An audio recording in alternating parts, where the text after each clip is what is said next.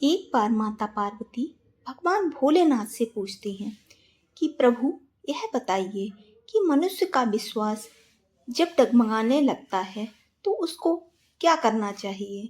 तो भगवान भोलेनाथ कहते हैं कि सुनो पार्वती, मैं तुम्हें आज एक कहानी सुनाता हूँ। एक बार एक गर्भवती हिरणी ने अपने बच्चे को जन्म देने के लिए जंगल में घूम रही थी। वह एक एकांत का स्थान ढूंढ रही थी। जैसे ही उसे प्रसव पीड़ा शुरू हुई, उसी समय आसमान में बादल घेर आए और बिजली कड़कने लगी। तभी उसकी दृष्टि अपनी दाईं ओर गई तो उसने देखा कि एक शिकारी उसकी ओर निशाना साधे खड़ा हुआ था। जैसे ही उसकी नज़र बाईं ओर गई तो उसने देखा कि एक भूखा शेर उसका शिकार करने के लिए तत्पर खड़ा है। फिर उसने पीछे मुड़कर देखा तो नदी अपने उफान पर थी और सामने जंगल की तरफ जब उसने देखा तो जंगल में आग की लपटें निकल रही थीं।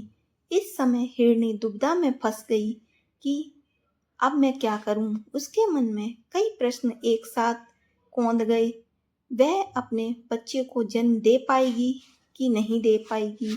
क्या शिकारी उसका शिकार कर लेगा या फिर वह शेर का ग्रास बन जाएगी?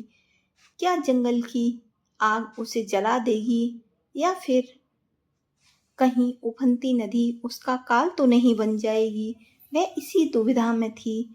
उस समय परिस्थितियां हिरणी के अनुकूल नहीं लग रही थीं। उस समय उसने स्वयं को ईश्वर के भरोसे सौंप दिया और अपना कार्य करते हुए अपने बच्चे को जन्म देने का निर्णय लिया।